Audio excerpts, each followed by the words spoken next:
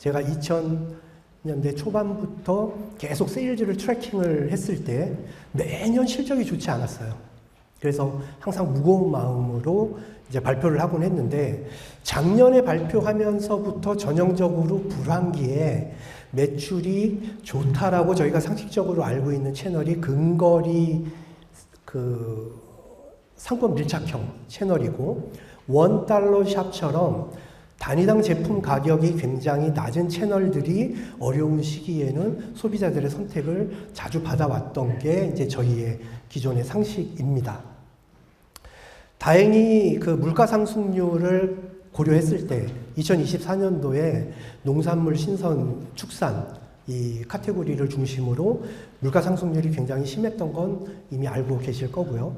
그런 부분들을 감안하고 나서라도 오프라인이 모두가 힘들다라고 했지만 이 체인 슈퍼와 편의점 채널 같은 경우는 그래도 나름 유의미한 성장을 보여줬던 채널이다라고 저희는 판단을 하고 있습니다. 그래서 SSM 채널에 본격적으로 들어가기 전에 전체 시장을 조금 훑어보시면, 오른쪽으로 가게 되면 이제 X축이 고객의 경험률의 변화예요.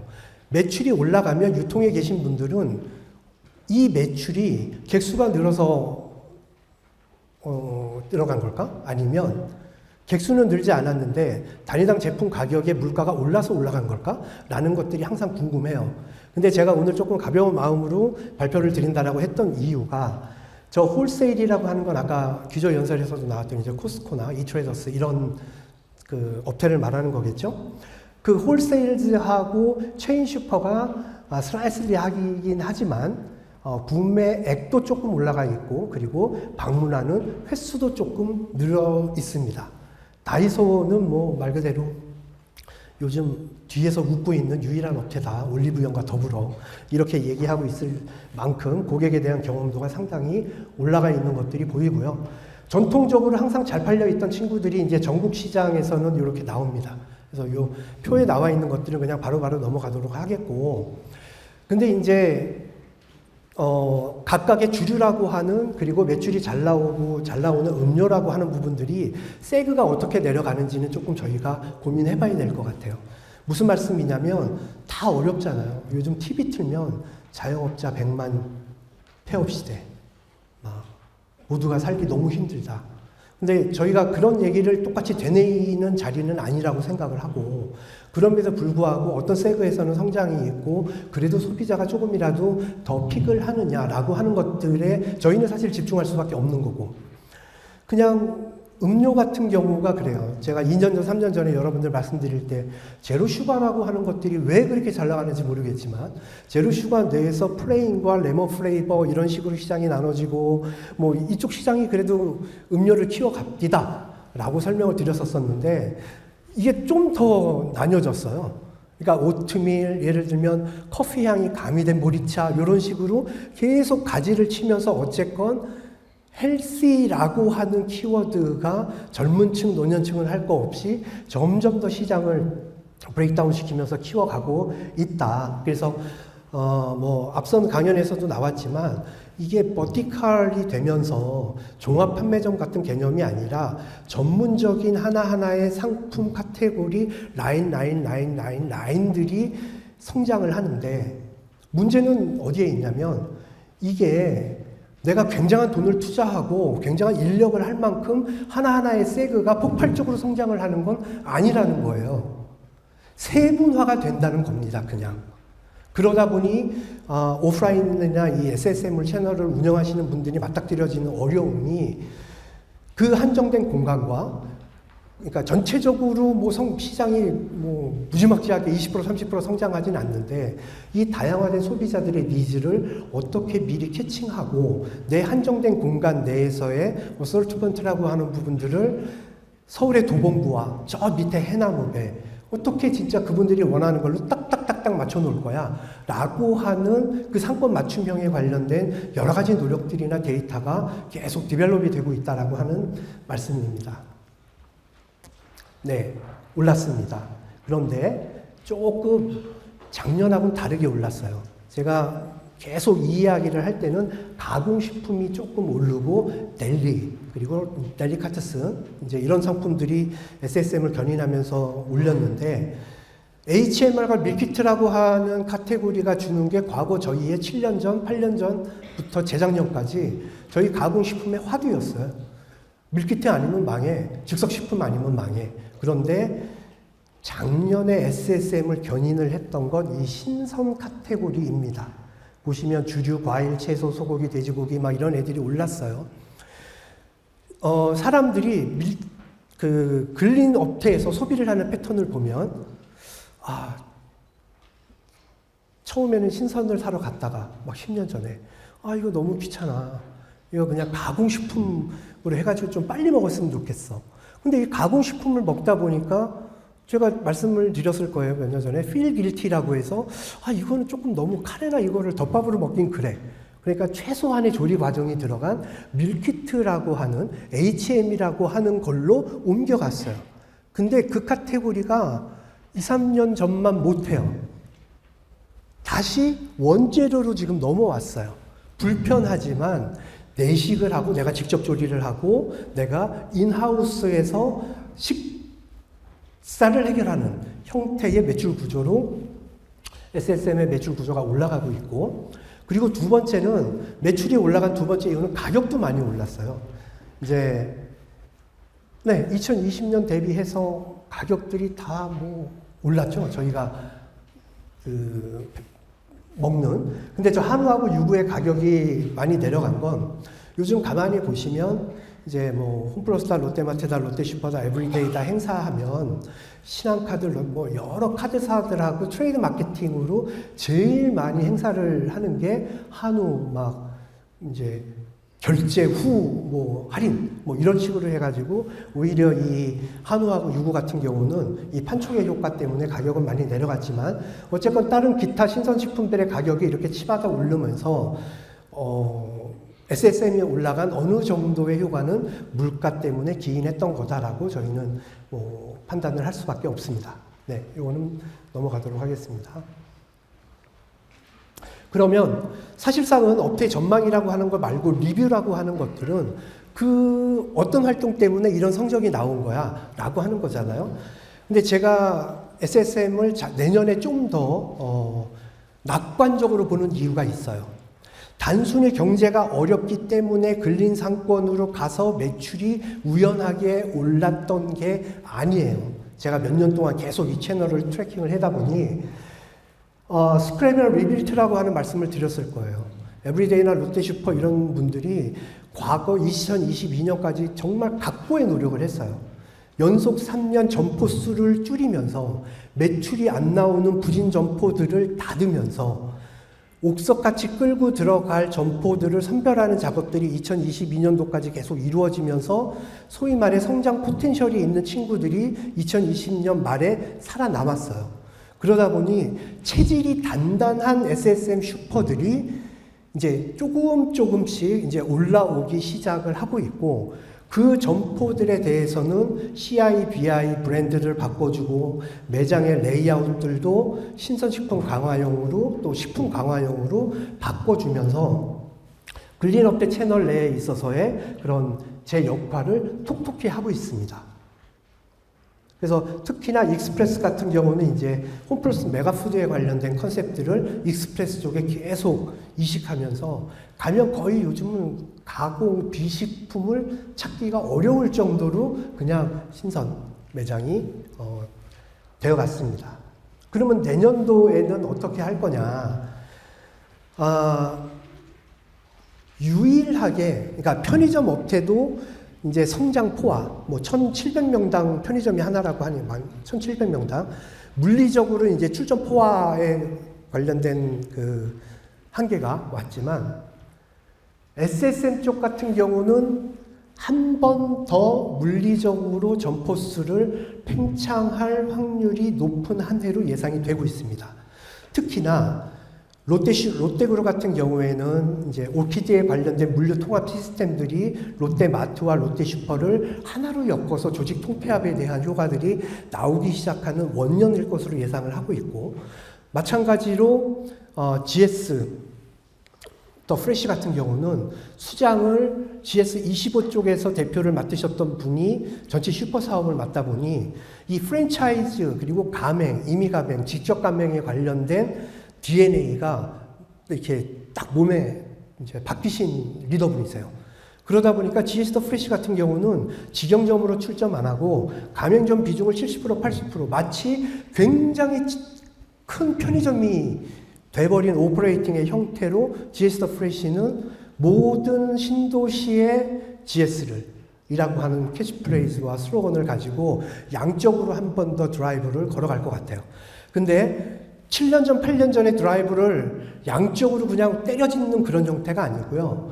굉장히 상품에 관련된 구색, 데이터와 그리고 이제 딜리버리에 관련된 여러 배민이나 유교와 같은 협업 체계에 대한 것들이 체질에 익숙해진 효율성이 갖춰진 팽창이 될 거다 보니까 무분별하게 수익성이 좋지 않고 그냥 문만 열었다가 또 나자빠지는 그런 성장의 SSM이 내년은 아닐 거다라고 저는 보고 있습니다. 슈퍼는 항상 이제 아픈 손가락입니다. 네, 아픈 손가락이고 여전히 이제 좋지 않아요. 근데 여기 보면 그래프 상으로는 이제 뭐 소고기나 이쪽이 조금 올라간 것처럼 보이지만 사실상 매출액이 저 왼쪽 끝에 붙어 있고 성장률만 보여지는 건 그냥 소고기 취급하지 않았던 개인 슈퍼가 하나를 취급하면 저런 형태가 나오는 거예요. 그래서 개인 슈퍼는 사실상 헤드쿼터라고 하는 역할을 정부가 해주는 상황이기 때문에 정부에서 1차적으로 손을 대고 있는 건 환경 개선 사업하고 두 번째는 소싱력이 없기 때문에 저런 야채 첨가나 이런 것들을 이제 공동 구매를 해서 지역에 있는 개인 점주님들에게 이제 팔으라고 주세요. 그런데 사실상 뭐 가격 경쟁력이라든가 아니면 구색의 다양성이라고 하는 면들이 점주님들이 이 시장을 이해하고 고객을 이해해서 나온 이런 형태의 구색 버라이어티가 아니기 때문에 단발성의 이벤트로 되고 끝나고 이런 것들이 매년 지금 반복이 되고 있는 상황입니다. 그리고 두 번째는 제가 이 장표를 보면서 제일 답답했던 거예요. 개인 슈퍼가 동네에서 누구하고 경쟁을 하겠습니까? 1차적으로는 SSM하고 경쟁을 해요. SSM에 계신 분들은 데이터나 이런 것들이 뭐 아주 많으니까 아주 심플하게 고급 분석도 아닙니다. 고객이 와서 구매 빈도가 높은 상품은 그 가격에 대해 고객이 인지할 확률이 높기 때문에 그 제품의 가격은 50원이든 10원이든 무조건 싸게 오퍼를 하고 나머지 마진 믹스 상품들을 가지고 이제 마진을 챙기는 거예요. 뭐 1년에 한 2번 사는 상품이라던가 뭐 석 달에 한 번 사는 상품. 근데 생수, 소주, 라면, 저게 개인 슈퍼도 그렇고 SSM도 그렇고 아마 식품 매출에 있어서 30% 이상의 매출을 내는 카테고리군들일 거예요. 그런데 걔네들의 가격 경쟁력이 개인 슈퍼가 그 동네에 있는 SSM들에게 계속 밀려요. 그러다 보니까 개인 슈퍼를 가시는 분들한테 왜 안 가세요? 물어보면 다 비싸대요. 왜? 자주 사는 물건이 계속 비싸서 내 눈을 이제 성가시게 하거든요. 그러다 보니 제가 공단하고 벤처부하고 일을 계속 하면서 얘기하는 게 지금 이런 역할들을 해줍니다. 이번에 디지털 물류 시스템 구축이라고 해서 물류센터를 지금 지어주고 있는데 물류센터가 CU나 이마트나 이런 회사의 헤드쿼터 역할을 해야 된다. 수발주만 잘해서 되는 문제가 아니라 그 물류센터가 납품을 하는 그 지역의 개인 슈퍼분들에게는 이 지역에서는 어떤 상품이 잘 나가니까 이 상품은 내가 뭐 CJ가 됐건 어디가 됐건 이제 구매력이나 협상력을 가지고 최소한 싸게는 힘들어도 동일한 프라이스로 살 수 있게끔 서포트를 해주는 소싱의 기능이라던가 그리고 그거를 배차를 잘해서 하는 것들은 그냥 하면 돼요. 뭐 AI 시스템 쓰고 실시간으로 도로망 확인해서 도로 차 적은 대로 설계해주면 되잖아요. 그러니까 이러한 피지컬적인 요소 이외에 이 앞단에 그러한 이제 대기업들 그리고 이제 데이터 분석을 많이 하는 회사에 기본적인 분석을 하는 펑션이 들어가는 물류센터의 기능을 해달라고 계속 요청을 하고 있는 게 그렇습니다. 마찬가지입니다.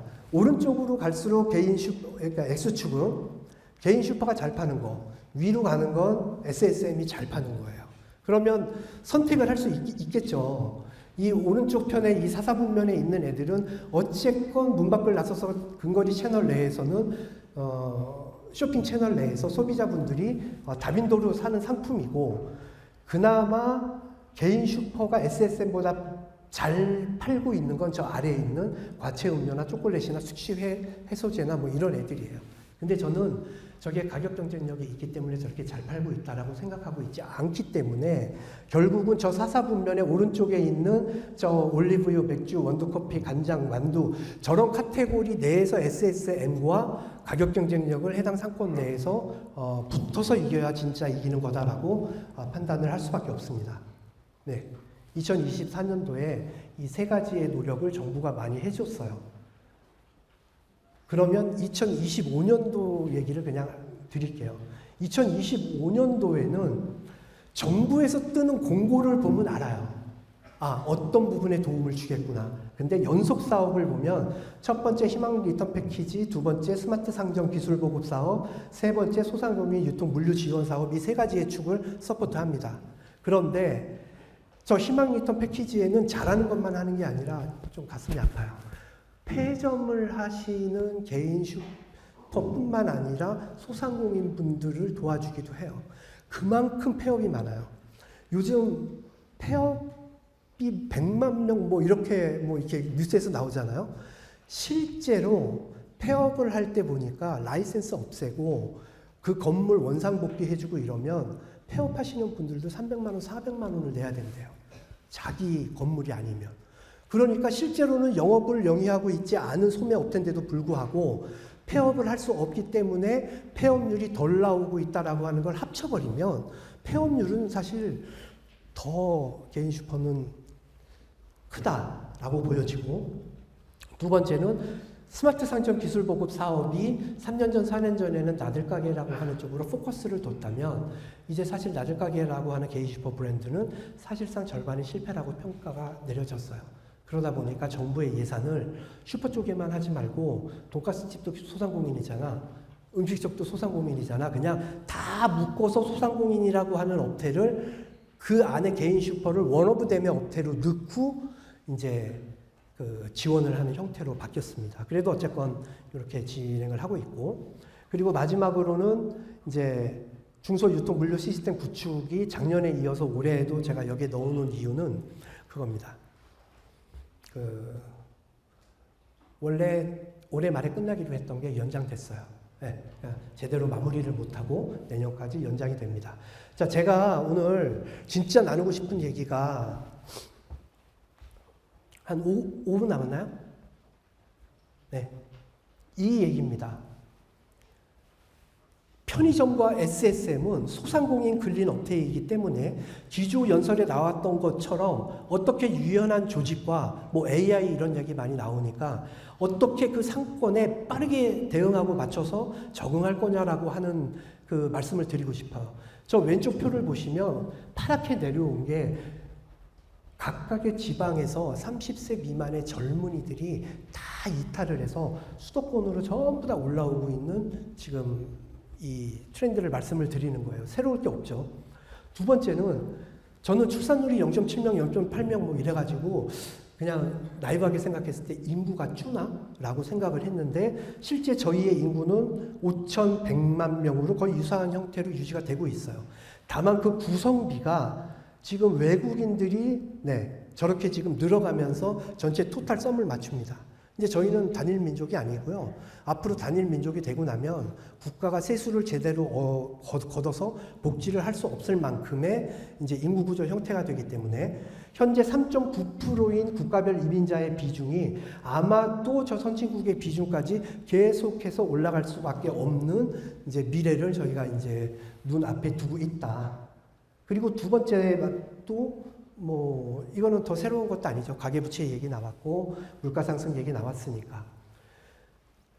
그저께 그 산업은행인가 통계청에서 나온 발표를 보면 가구당 소득이 증가를 했어요. 3점 몇 프로. 그런데 수도권에 있는 전체 가구. 그런데 그분들의 소비 지출이 감소했어요. 네. 그 말은 버는 족족 욜로 뭐 인생 한 번 살아야 뭐 이렇게 화끈하게 살아야지 이런 분위기가 아닌 쪽으로 지금 사회가 전환되고 있고, 그리고 외식으로 먹던 걸 내식으로 끌어당기고, 그리고 가정은 교육비까지를 안쪽으로 절감시키고 끌어다니면서 이 배달에 관련된 부분들도 지금 뭐 3개월간 계속 107만 명이 줄고, 그리고 플랫폼 수수료가 지금은 합의됐지만 9%대까지 얘기가 되게 되면서 업체들도 가격 자체를 뭐 원거리는 4,000원 더, 뭐 가까운 데는 뭐 이원화된 가격 형태를 운영하고 하다 보니 짠돌이, 짠테크, 무지출 챌린지 이런 식으로의 그런 극도의 소비의 그 하락이 이제 벌어지게 됩니다. 그래서 이 네 가지의 화두를 제가 던져 볼게요. 첫 번째는 제가 한 15년 전에 뉴저지에 갔었는데 그때 한인마트가 리브로스가 운영하는 하나름마트가 있었어요. 근데 점포가 2개야. 그때는 미국에 있는 사람들이 저 하나름마트가 뭔지 신경도 안 썼죠. 야, 저 한인마트 뭐 하는 거야. 근데 올 9월 달에 뉴욕타임즈에서 저 그러니까 리브로스가 하는 하나름마트가 이 미국 동부권에서 지속적으로 성장을 하고 주목해야 되는 유통업태로 이렇게 특별 기사가 났어요. 그 이유는 그 상권 내에서 처음에는 소수의 민족으로 시작을 했던 한국인들이 태국인들이 붙고 중국인들이 붙고 이러면서 저 하나로마트를 가보시면 한국인 온리의 상품 구색이 아니에요. 그 지역의 경제를 책임지게 되는 외국 이민자들의 숫자가 늘어나다 보니 그분들에 대한 수요가 늘어나는 것들을 기반으로 삼고 올라가고 있는 거예요. 저거 지금 EBS 다큐멘터리 보면 저 지방에 내려가면 외국인들이 돈을 쓰지 않으면 지역이 돌지 않는 동네가 이미 상당히 많습니다. 해안가에, 저희가 우스갯소리로 해안가에 가면 인도네시아 사람들이 없으면 이제 소비가 안 되고요. 내륙에 있는 영동지방으로 들어오게 되면 베트남 사람하고 방글라데시아 사람이 없으면 토마토를 키우고 소를 키울 사람이 없어요. 그들이 그쪽의 지역에 돈을 돌립니다. 우리 10년 전, 15년 전에 롯데마트, GS슈퍼 이런 저희의 굴지의 회사가 인도네시아로 진출을 했고, 그리고 베트남으로 진출을 해서 매장을 세웠어요. 제가 판단했을 땐 그 나라에서 소싱을 하는 그 거래 업체들도 많이 만들어졌을 거고, 노하우도 있을 거고, 나름의 인프라가 있을 겁니다. 그러면, 근데 이제 지금은 그분들이 우리나라로 와서 지금 지역사회에서 사부작 이제 경제권을 형성을 하고 있어요. 대형마트가 이 시장에 들어올 건 아니라고 봅니다. 하지만 100평, 편의점 40평, 50평 이런 것들을 운영하고 있는 업체에서는 공단 앞에 있는 SSM, 저 해남 수협 옆에 있는 뭐 익스프레스는 전혀 다른 상품과 전혀 다른 고객층을 대상으로 내가 영업을 해야 될지도 모른다라고 하는 이 화두를 오늘 이 시점부터는 고민을 하셔야 될 것 같고요. 왜냐하면 이 시기는 이제 앞으로 저희한테 바뀌는 게 아니에요. 네. 그러니까 쭉 퍼머넌트하게 앞으로 30년 동안 우리가 함께 해야 될 그 초입에서 시작을 해야 될 것 같고요. 두 번째는 인구입니다. 60대가 온다라는 책을 보시면 내년부터 50만, 60만의 이제 60년대 생들이 공식적으로 은퇴를 해요. 네.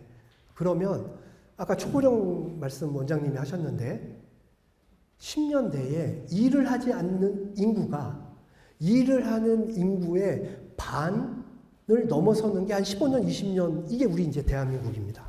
그래서 누구는 대한민국과 이게 위기가 왔다라고 얘기를 하는데 저는 제가 볼 때 위기가 아니에요. 그냥 그게 우리나라예요. 앞으로 저는 우리나라에서 경제성장률 3.5%를 넘어가는 시대가 과연 올까? 저는 안 올 거로 같고요, 이제. 지금 우리가 말하는 경제위기, 저성장이라고 하는 건 이제 앞으로의 30년, 50년에 우리나라를 끌고 갈 그런 환경이겠구나라고 저는 이제 판단을 할 수밖에 없고, 그러면 저렇게 870만 명, 770만 명 계속 사회적으로 쏟아져 나오는데 이분들의 소비는 아까 Z세대도 나오고 MZ세대도 나오고 했지만 그분들의 소비와는 전혀 다른 행태의 소비를 할 거예요. 네, 왜냐하면 저분들이 그나마 국민연금을 갖춰서 나오기 때문이에요. 그러니까 노후 빈곤 절벽에 나오셨던 선배님들하고는 달리 그래도 부부가 합쳐서 월 150, 200 이 정도의 연금을 갖춰서 나오기 때문에. 그리고 이제 세 번째 화두가 익스프레스 시장에 나와 있죠. 이거를 누가 먹느냐. 근데 쉽진 않을 거예요. 왜냐하면 고용에 관련된 문제, 노조에 관련된 문제, 뭐 이런 것들이 있어서 다들 노려만 보고 있다. 하지만 저게 계속해서 시장에서 표류하고만은 있지 않을 것 같다는 느낌은 있습니다. 그리고 마지막으로 이제 데이터 경영에 관련된 부분들이 과거에 점포가 많이 막 늘어나고 이럴 때는 그냥 막 카이젠, 식스시그마, 표준화, 매뉴얼 이렇게 됐지만 점점 AI의 속도가 빨라지고 또 데이터 양이 많아지고 그걸 처리할 수 있는 기술이 많아지게 되면서 굉장한 속도 경영의 시대로 저희가 넘어갈 겁니다. 그래서 제가 오늘 뭐 준비한 동영상까지는 안 보여드리고 마지막 장표에서 하나의 재밌는 비즈니스 모델을 말씀을 드리면서 이제 마무리를 짓도록 할게요. 과거에 저희는 제가 닐슨에서도 근무를 하고 마키린피에서도 근무를 했습니다만 한 2달 전에 포스 데이터를 가지고 열심히 클라이언트 분들한테 설명을 하세요. 그때는 조금 먹혔어요. 그런데 와, 내가 무슨 백밀러를 보고 앞에 경영 전략과 비전을 세우기에는 시대적으로 맞지 않다. 나의 고객은 나의 쇼핑의 경험을 오늘 얘기하고 마음에 안 들지 않으면 SMS하고 인스타그램에 올려가지고 아 여기는 정말 아닌 것 같지 않아? 이래가지고 하루 만에 그냥 소문이 확 도는 이 시대에 실질적으로 내 매장, 내 브랜드, 내 카테고리에 대해서 오늘 쇼핑을 하고 어떤 부분이 불만족했는지에 관련된 데이터들을 실시간으로 모아 그 다음날 이제 최고 경영진 분들에게 딜리버리를 하고 그리고 얘가 유의미하게 연속 3일 이상, 연속 3회 이상 평균을 하회하거나 아니면 평균 대비로 하회하고 있다라고 하는 비즈니스의 알람이 뜨게 되면 이제 모바일 어플리케이션이나 이런 식으로 영남 지역의 GS 슈퍼에 비비고의 브랜드를 사는 30대 여성분들이 지속적으로 연속 3주 가격에 관련돼서 불만을 말씀하고 계시니 당신의 영업본부장님하고 얘기를 하셔서 오늘 퇴근하기 전에 반드시 점검하고 가세요. 라고 하는 실시간적인 그 비즈니스의 알람 요인과 그리고 중장기 전략을 짜는 이 두 개의 쌍두마차를 끌고 이제 비즈니스를 준비하고 대응을 하셔야 되는 시대가 올 거다라고 이제 말씀을 드립니다. 네, 그래서 이제 뭐 장시간 지금 시간이 조금씩 딜레이가 되면서 네, 조금 연기가 됐고요. 제가 발표한 내용은 여기까지고 추가적으로 뭐 데이터에 관련된 비즈니스에 관련된 궁금하신 부분은 상의를 통해 남겨주시면 네, 배우도록 하겠습니다. 감사합니다.